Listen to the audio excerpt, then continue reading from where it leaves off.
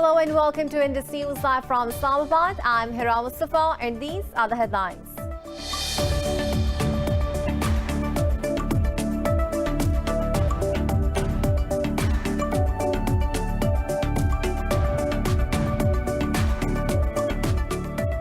The global number of COVID-19 infections is nearing 54 million with over 1.3 million deaths. Mexico's coronavirus cases have exceeded 1 million, while the death toll is approaching 100,000.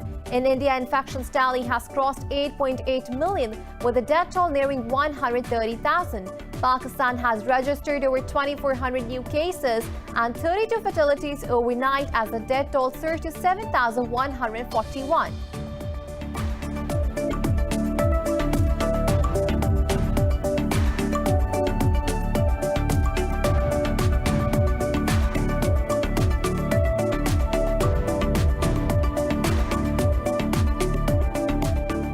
In Belarus, dozens of people have been arrested as demonstrations against President Alexander Lukashenko continue in Minsk. According to the local media, police used rubber bullets and tear gas to disperse the crowds. Human rights group accused the Belarusian authorities of torturing hundreds of detainees.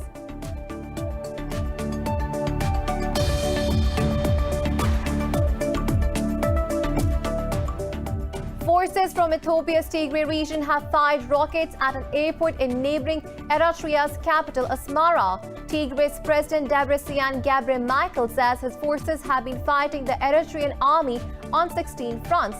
In a statement, Gebremichael accused Eritrea of providing military support to the Ethiopian government. Well, these were the headlines. News in detail coming after the short break. Stay with us.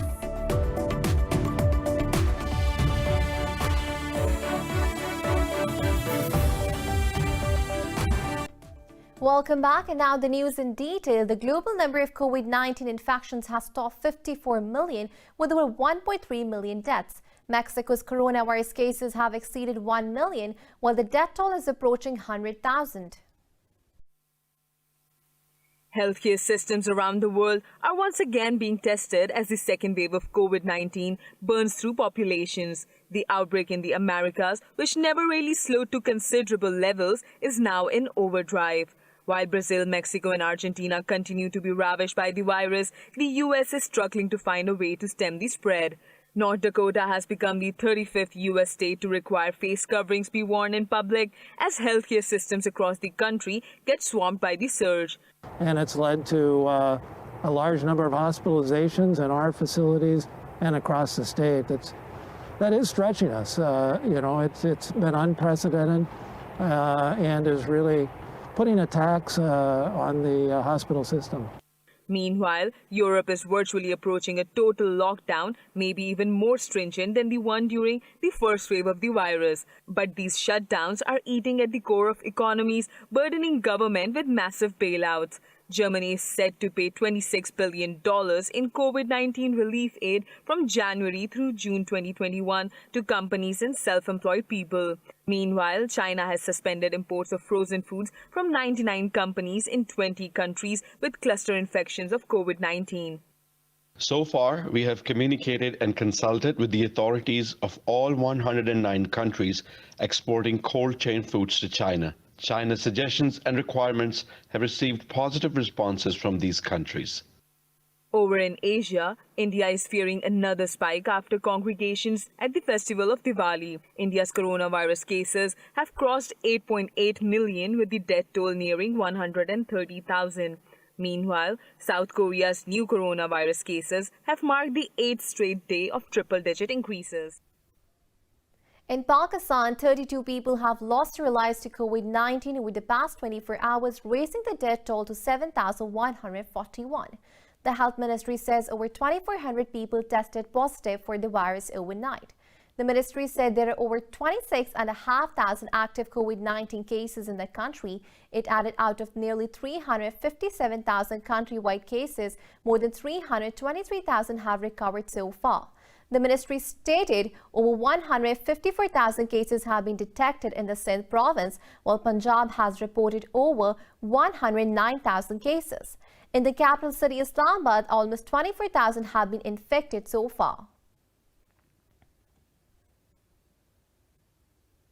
Prime Minister Imran Khan has urged the international community to force India to end its terrorism in Pakistan. More in the following report.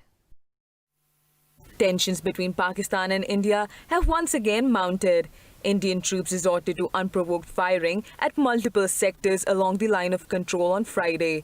The Indian Army targeted civilian areas, claiming the lives of 4 civilians and a soldier. A day after the Indian aggression, Foreign Minister Shah Mahmood Qureshi and DG ISPR Major General Babar Iftikhar unveiled a dossier containing details of India's sponsorship of terrorism in Pakistan. Prime Minister Imran Khan says Islamabad has presented irrefutable evidence of India's direct involvement in terror attacks in the country. In a series of tweets, Khan says Pakistan knows how to defend itself and will continue to do so with a national resolve. The dossier says India has been financing and supporting several terrorist organizations to carry out subversive activities in Pakistan. It also exposes India's nefarious designs to sabotage the China-Pakistan economic corridor and create chaos in the country. Pakistani authorities say they will share the evidence of Indian terrorism with United Nations and all other relevant forums. Led by China, 15 Asia-Pacific economies have formed the world's largest free trade bloc. Leaders from member states of the Regional Comprehensive Economic Partnership signed the deal at a summit in Vietnam. RCEP groups the 10 ASEAN members: China, Japan, South Korea, Australia, and New Zealand. Together, they account for around 30% of the world's gross domestic product and population. RCEP, which sets common rules and standards for a range of economic activity, will come into effect once the participants ratify the pact. The free trade bloc was officially proposed in 2012, and the talks were dragged on since 2013.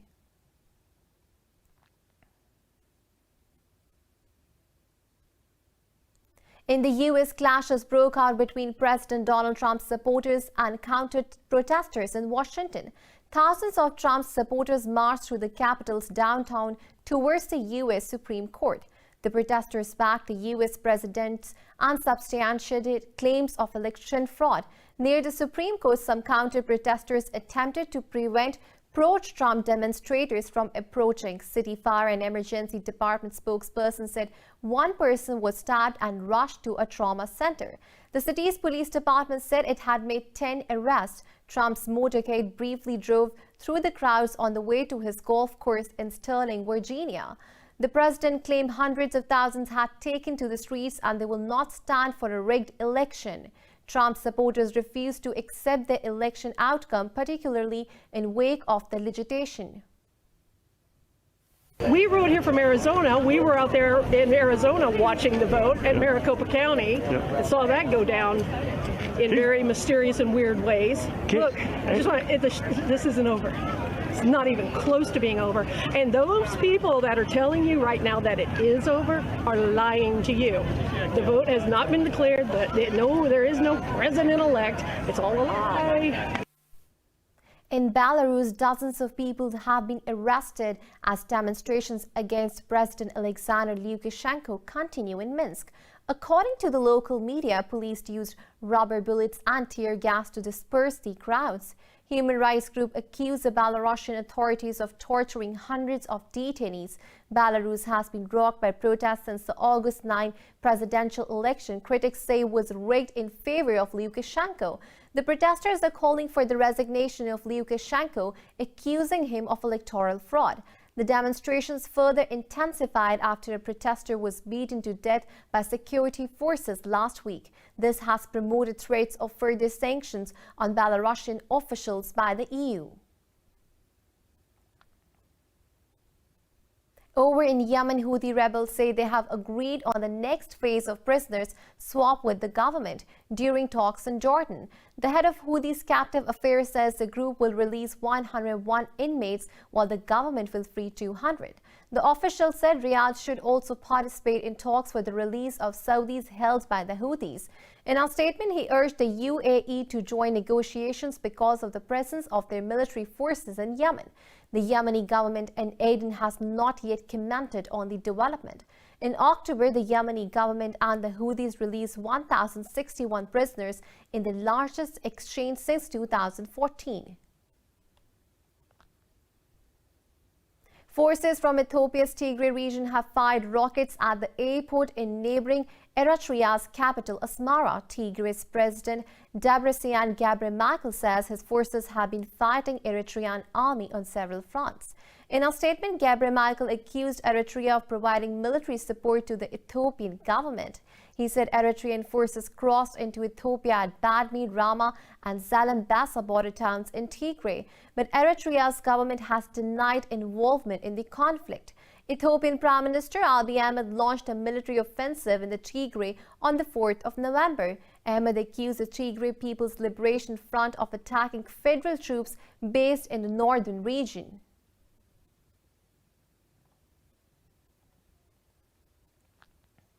Armenia says it has prevented an assassination attempt of Prime Minister Nikol Pashinyan. In a statement, National Security Service said a group of the agency's former officials tried to seize power in the country. The NSS said its former head Artur Venetsian and former leader of the Republican Party Wahram Baghdasaryan are under arrest. It added the suspects planned to illegally usurp power and had already discussed potential candidates to replace the Prime Minister. Pashinyan has come under pressure as the protesters are demanding his resignation over the Nagorno-Karabakh deal. Meanwhile, Armenians set fire to their homes before handing villages over to Azerbaijan under the Russia-brokered deal. The agreement followed 6 weeks of fighting between Armenian forces and Azeri troops over Nagorno-Karabakh.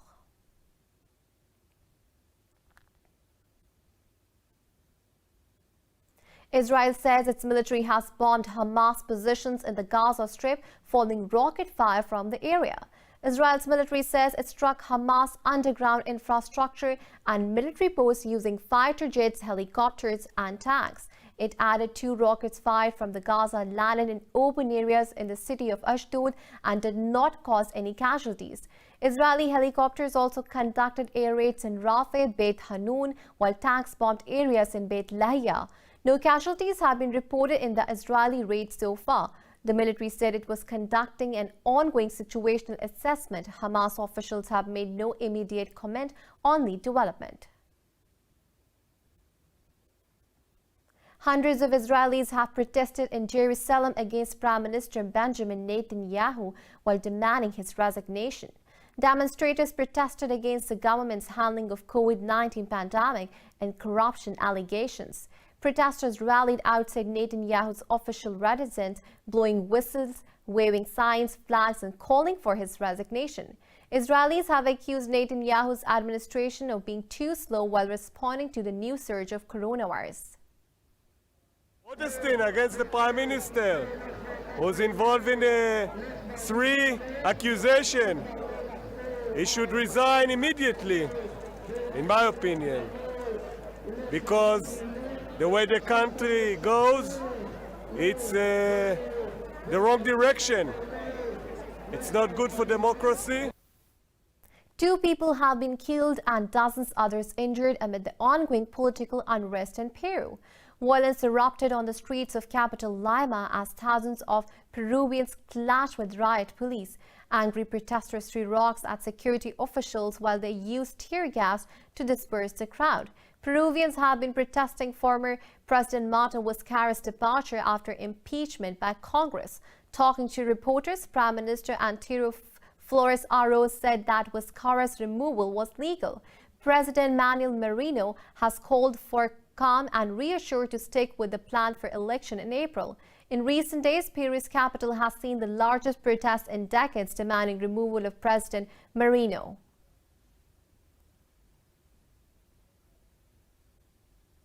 In Moldova, voters are going to the polls for a second time this month to cast their ballot for president. The runoff elections comes after challenger Maya Sandu failed to win a majority of votes to unseat current leader Igor Dodon 2 weeks ago. Sandu, a former World Bank economist, favors closer ties with Europe. President Dodon, meanwhile, is openly backed by Russia. Moldova is one of Europe's poorest nations and has suffered a sharp economic downturn during the coronavirus pandemic.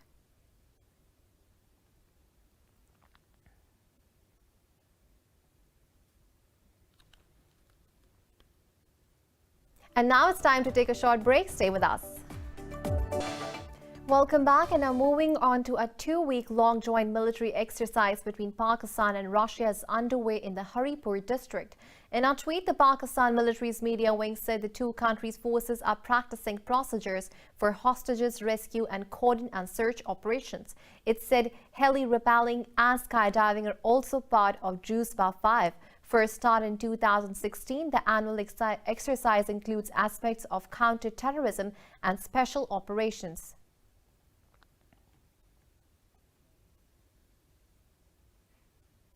The Hindu community across Pakistan celebrated Diwali, the festival of lights, with great fervor. In the southern port city of Karachi, hundreds of Hindus attended a Diwali gathering in the Swami Narayan temple. More in the following report. Lightning has a special meaning in the celebration of Diwali, which symbolizes the triumph of good over evil. Streets of Karachi illuminated with lights and fireworks to mark the occasion of Hindu festival Diwali. Devotees gathered at the Swami Narayan temple to attend the proceedings and celebrate. Nearby houses also wore a festive look with colorful rangoli on the floors of many compounds. Preparations for the festival began in the Hindu community many days before the festival. The festival of Diwali is celebrated with lamps, lights and fireworks. You can see that children, young people, older people, everyone is celebrating Diwali today. We have also come here to celebrate this festival and to enjoy with paints and artwork. So I feel that instead of playing with blood, it is so much better to celebrate our festivals with colors. Diwali is celebrated in memory of Hindu god Lord Rama's homecoming after completing his exile in the forest and his victory over demon king Ravana. Legend says millions of lamps were lit when Lord Rama returned after 14 years of exile in forests. Diwali is also celebrated in honor of Lakshmi, the Hindu goddess of wealth and prosperity. This year, because of the COVID-19 pandemic, celebrations were muted, with many people preferring to stay home. We are celebrating Diwali while observing SOPs. During these celebrations, we are praying to God to wipe out this pandemic as soon as possible. In his greetings to the community, President Arif Alvi wished a very happy Diwali to all the Hindu citizens. Prime Minister Imran Khan also greeted all Hindu citizens of Pakistan on the festival.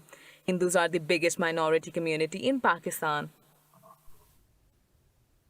The air quality in the Indian cities has plummeted following a night of fireworks for Diwali celebrations despite a ban. The air quality index in capital New Delhi was recorded at 473 on a scale of 500, indicating severe conditions that are hazardous. More about smog in this report. Air pollution skyrocketed and debris of firecrackers and other garbage littered the streets of Indian cities after the celebration of Hindu festival of lights, Diwali. In many cities of Uttar Pradesh state, streets were littered with burnt explosives and drivers traversed through a thick envelope of smog. The government had imposed a ban on the sale or use of firecrackers in more than a dozen cities, which was ignored by the people. They released the order of banning firecrackers 4 or 5 days before Diwali, and it turned out to be futile. Huge amounts of firecrackers went off and pollution has increased. I faced difficulties during my morning walk. People in New Delhi are suffering from respiratory diseases as a thick blanket of smog continues to engulf the capital. Residents have complained of runny eyes, a persistent cough and dull headaches that last all day. The first problem due to pollution is that there is difficulty in breathing, and sometimes you feel suffocated. So mainly the problems that one faces is in the respiratory system, waking up in the morning and in the afternoon. Old people are getting affected the most due to this. Every winter, most of the cities in northern India are wrapped in a noxious blend of smog from burning crops, car fumes and industrial emissions. Egypt has showcased more than 100 coffins dating back 2,000 500 years. This latest find is the largest this year in the vast burial ground of the Saqqara necropolis. More about the archaeological treasure in the following report. Sealed sarcophagi and statues were displayed in a makeshift exhibit at the feet of the famed step pyramid of Djoser at Saqqara. Archaeologists opened a 26th dynasty coffin with a mummy inside wrapped in a cloth. They carried out X-raying to visualize the structures of the ancient mummy, showing how the body has been so well preserved. The Tourism and Antiquities Minister Khalid Al-Anani says the items date back to the Ptolemaic dynasty. Today, we are announcing the discovery of more than 100 sealed, colored, intact human coffins, all coming from the area called the Bubastion, only hundreds of meters away from here, and more than 40 funerary masks and the statues and canopic jars and this wonderful wooden private statue. The Saqqara site is part of the necropolis at Egypt's ancient capital of Memphis that includes the famed Giza pyramids as well as smaller pyramids. The ruins of Memphis was designated a UNESCO World Heritage Site in the 1970s. Officials say excavations are still underway here, as whenever they empty a burial shaft of sarcophagi, they find an entrance to another. But authorities deem this discovery as a very special one for its quantity and quality. The standard of living, high-ranked people, that's why the condition of the coffins, not like the one that we did announce October 3rd with those 59 coffins. No, this time, most of them, they were a little bit rich or richer than the other one, little bit high rank than the other one. The newly discovered coffins, associated mummies and artifacts will go on display at least 3 Cairo museums. They include the Grand Egyptian Museum, which is being built near the Giza pyramids and is expected to open next year.